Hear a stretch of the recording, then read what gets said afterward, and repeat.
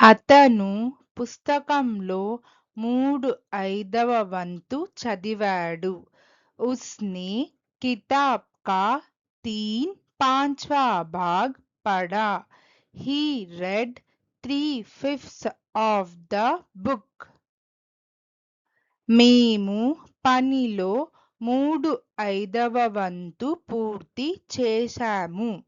हमने काम का 3/5वां पूरा किया. We completed 3/5 of the work. 3/5వ వంతు విద్యార్థులు హాజరయ్యారు. 3/5वां छात्र उपस्थित थे. 3/5 of the students attended. వారు 3/5వ వంతు దూరం నడిచారు. వే 3/5వాं దూరి చలే. They walked 3/5 of the distance.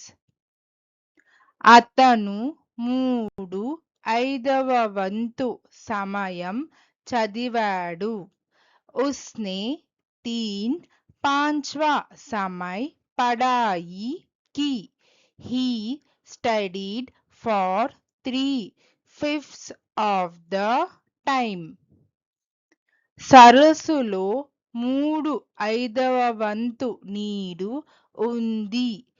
झील में 3/5वां पानी है. The lake is 3/5 full. ఆమె 3/5వ వంతు కథ రాసింది. ఉస్నే 3/5వాं Kahani లిఖీ. She wrote 3/5 of the story. అతను 3/5వ వంతు మార్కులు సాధించాడు. ఉస్నే 3/5वां अंक प्राप्त किए. He scored 3/5 of the marks. Thank you. Please like, share, subscribe our YouTube channel Sri the Translation.